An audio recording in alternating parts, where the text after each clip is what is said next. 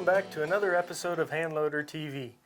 And with me here is Mike Venturino. He was kind enough to open up his collection for us to film, and he's also the author of Shooting World War II Small Arms. So this video will be continuing our series on World War II Small Arms.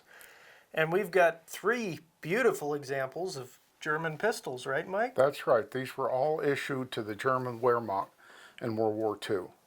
The Luger was their standard Army sidearm from 1908 to 1938. It's a very interesting design. Here, let me make sure it's empty. It has a toggle link. You pull back. When your magazine runs dry, your pistol's like that. It's a very interesting design for sure. And then when you put a new magazine in, you hit it like that and you're ready to shoot again. It's probably the best pointing pistol ever made. Really? It points just like your finger. See that? Just like your finger. They're easy shooting guns. They're very finicky about ammunition.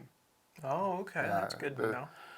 They shoot the German load or the duplicate very well. Other than that, good luck. But something I like about the German, the 1908 one here and then the P38, if you'll see here, it has a dovetailed front sight. It does, doesn't it? So contrary to the American 1911, you can knock this sight out. German armorers had different heights.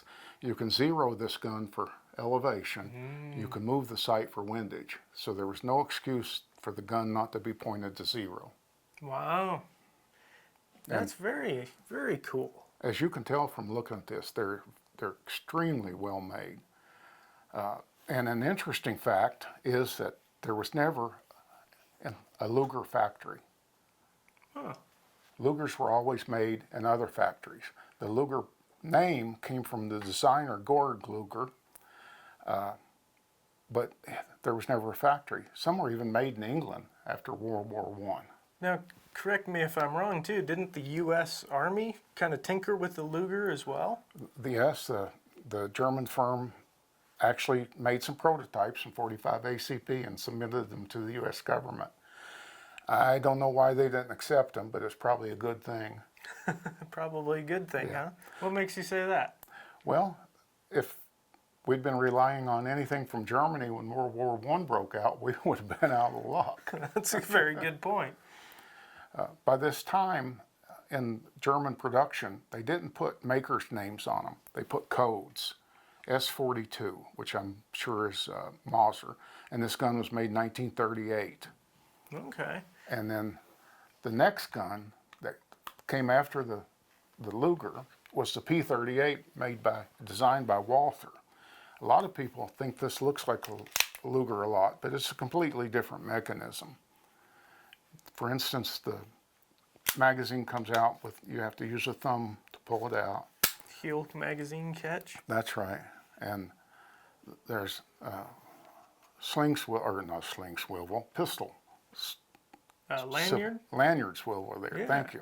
No problem. And again, the sight, perfectly zero. In fact, when I got this one, it shot. If I'd aimed at somebody, it would hit them in the knee. So I had the sight ordered in and put on there. Now it hits where I point it. Really? Mm-hmm. This one was made by Mauser. It's a code, if I can find the code, it's got the Waffen knobs here. BYF, and it was made in 1943 at the height of World War II. You can see that it's still very good quality. Even though Germany was embroiled in a major war, they still kept their firearms quality up. Now, a lot of people I hear talking about these, they often refer to them as Walther P38s, but there was multiple manufacturers then for them. Yes, there were several manufacturers. I couldn't tell you the others. I know this one was Mauser. Walther factory also made them.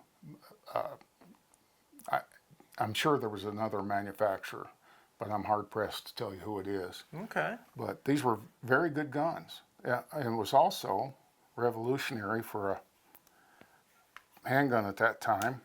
a military handgun especially, was that it was double action Oh, for the first shot. now that I did not know that. They were, yeah. I don't Very. know if that was such a great benefit, but It's I've there never- if you want it, huh? yeah, I've never heard anybody complain about it. That's true. You don't have to use it if you don't want to, right? That's right.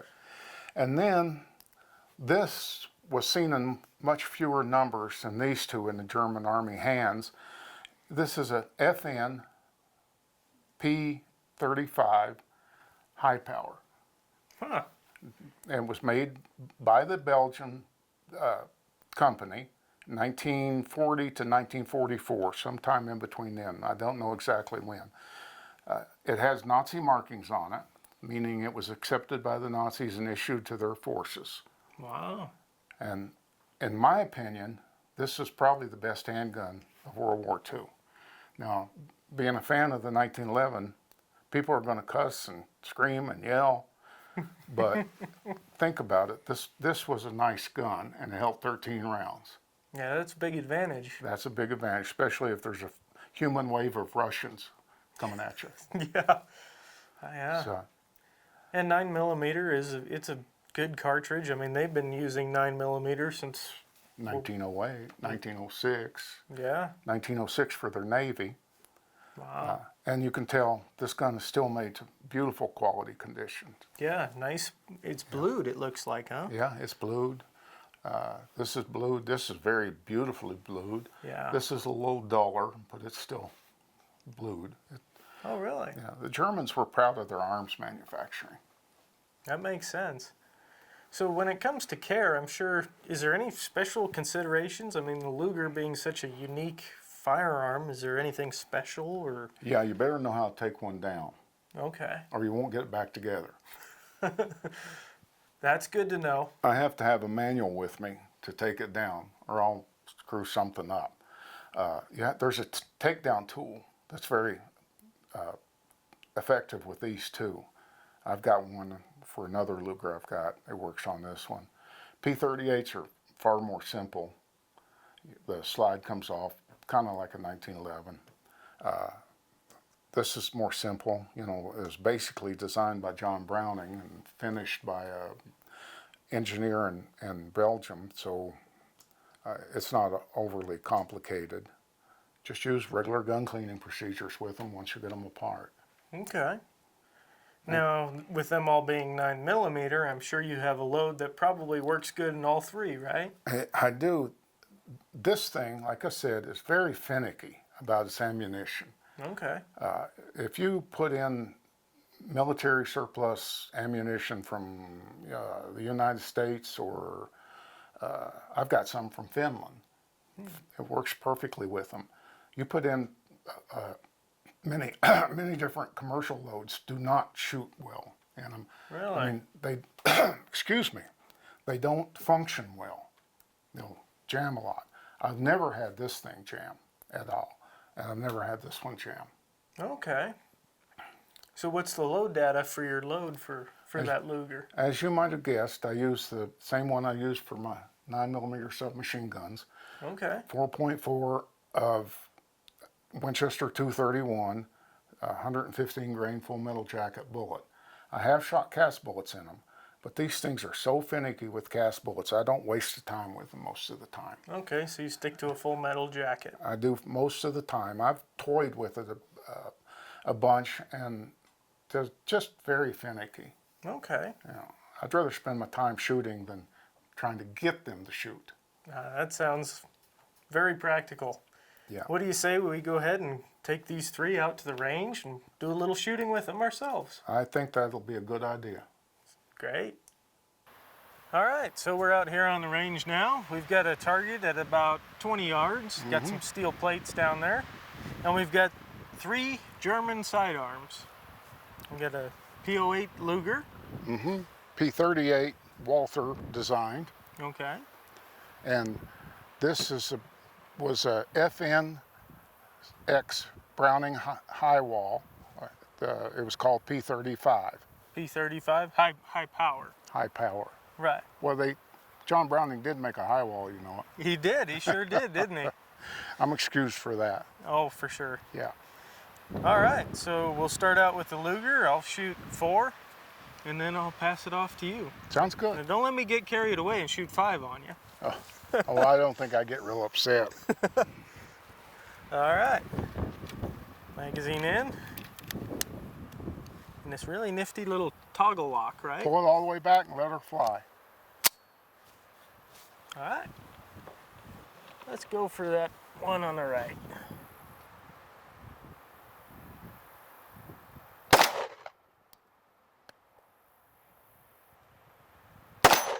There you go. So drop the magazine, you think?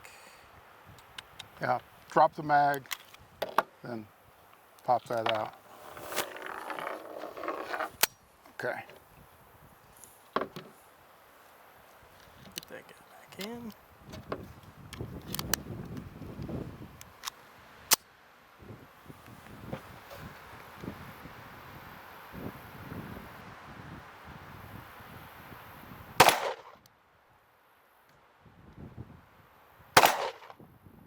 Well, you got, what, 3 hits out of 4? 3 hits out of 4. It's jammed again. Jammed again.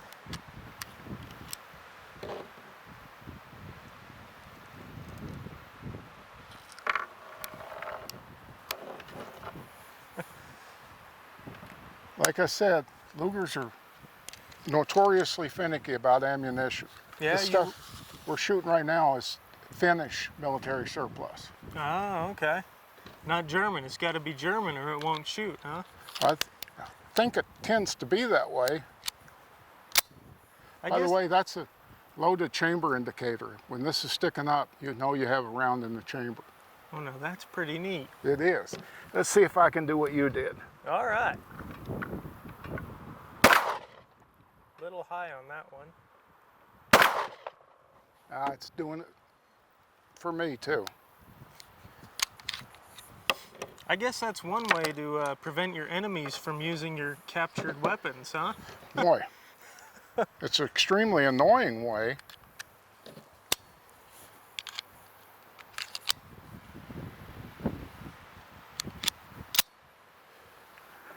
Did I go high on the other one? Yeah, both shots looked high to me. Oh, just a little bit to the left.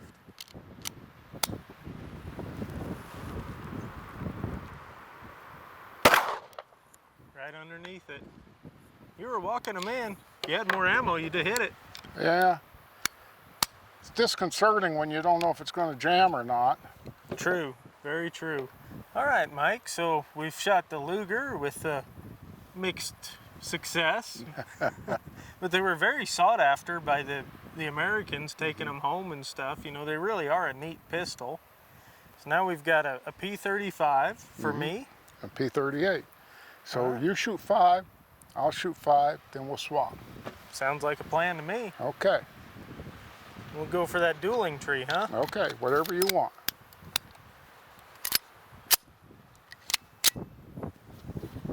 You want to shoot first this time? Nope.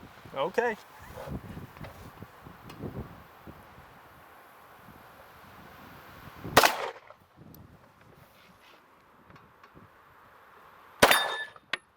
Nice shot.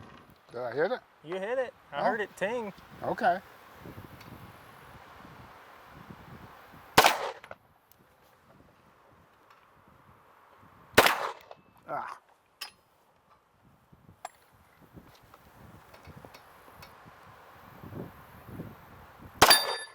Good shot. Thank you.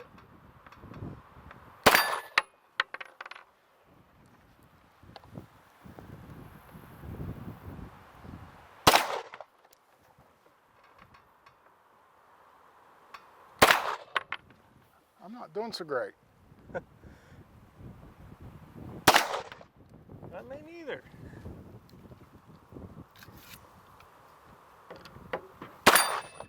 There you go. All right. Well, reload and do it again. Okay. Well, You ready to swap? ready to swap. Let's do it. There you go. There you are.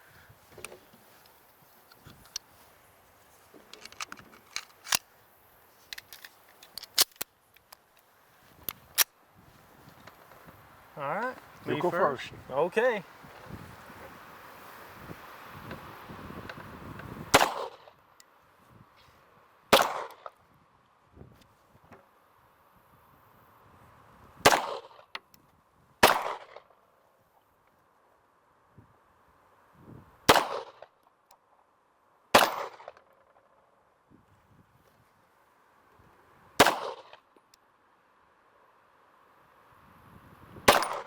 Oh. Hot. Yeah, it spits brass pretty good, don't it? We're not doing so great with these things. No, we really aren't. 0 and 0. 0 and 0. Oh boy. I think that means Luger wins out of these guys. And it jammed on us. Yeah. Oh well. I don't even know where I was hitting, if it was high or low or... I couldn't tell either. It wasn't, the one thing I know, it wasn't hitting the target. Yeah, no. I got an excuse. I'm still hurt from the 1911. Maybe we should have done that one last, huh? Okay.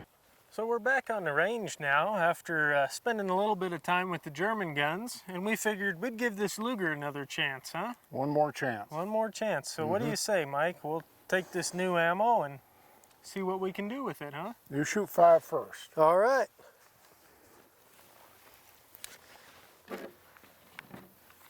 Here we go. That's pretty nifty, that loaded chamber indicator. I like There. that. Yeah, I like that too.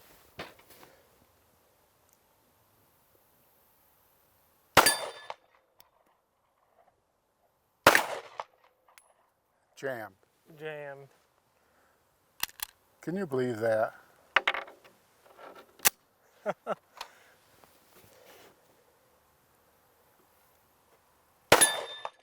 Jammed.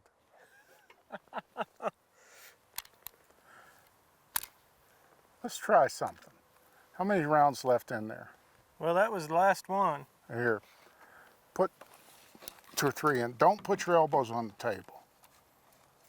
Oh. Yesterday when you shot it and it shot reliably, how many is this, 5? Yeah, that would make 5. Yeah.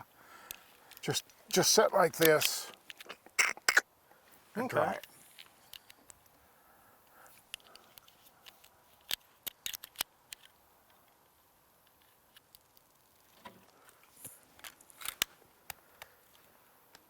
All right.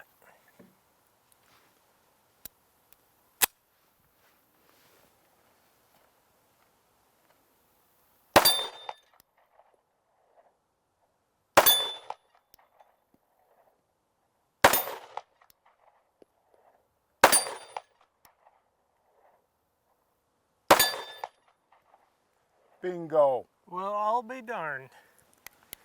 Hey, when it functions right and you get it running smoothly, Yeah, it works really nicely. we were changing the recoil, the dynamics of it by being on the bench and it wasn't working. Now, that is super interesting. That goes to show you just how finicky the Luger is.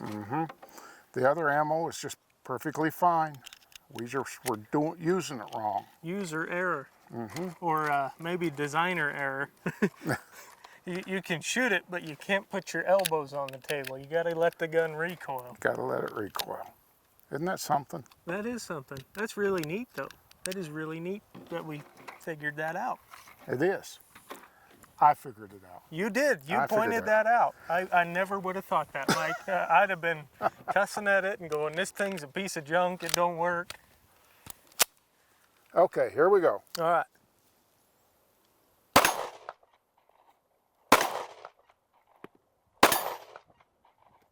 Maybe it is a piece of junk. I can't hit anything with it.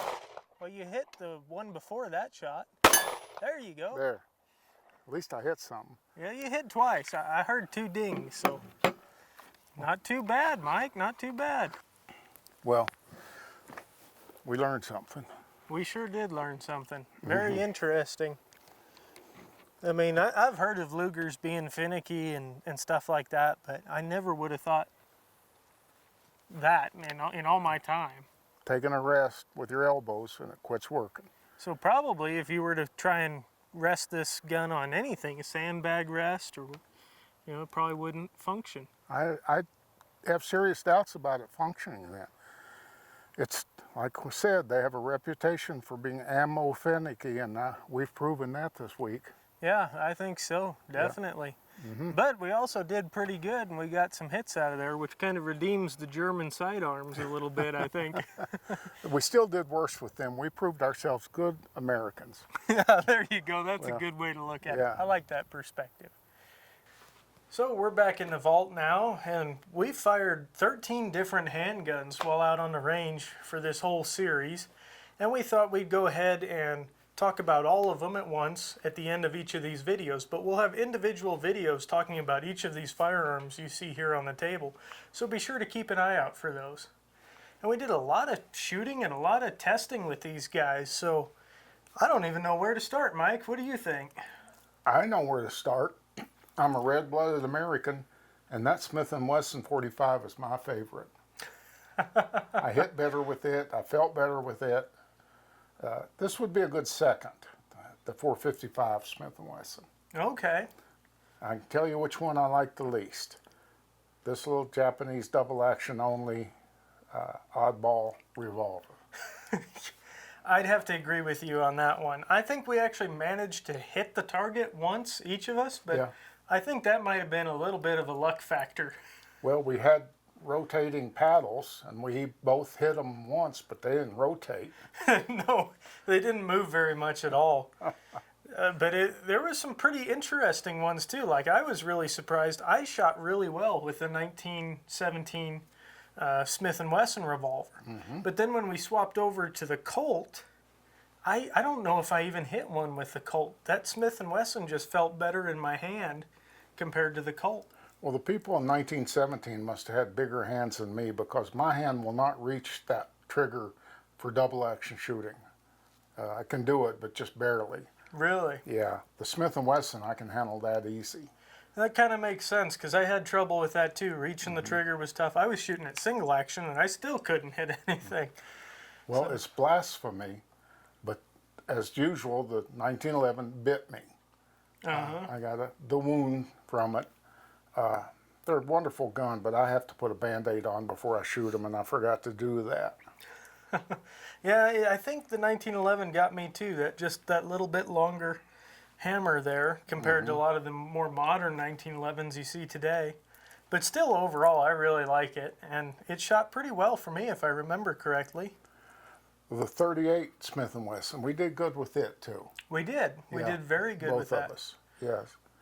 The Luger, that was interesting. We kept having jams, failure to feed, failure to eject, but we had our elbows on the table, and we were limp wristing the guns then. We shot it just straight away. Everything, all the problems just went away. And you actually brought that point up, because we function tested it, and we got a new box of ammo, and I went out and I shot it with no rest, and I said, oh yeah, it functions great. And you were the one that told me to pick my elbows up off the table and try it. And lo and behold, the Luger functioned just fine then. Just fine then, yeah. So we learned something about that. The Lugers are pretty finicky, but if that gun isn't able to recoil, then it'll jam on you, which is very interesting. Well, that's my conclusion. The French pistol I didn't hit very good with, but I've not shot it very much.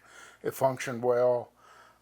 The high power, there's no flies on high power. That's a good gun. It is a good gun. I don't think I hit anything with it, but it functioned great, and I know they're good guns. I've shot other ones and done pretty well with them.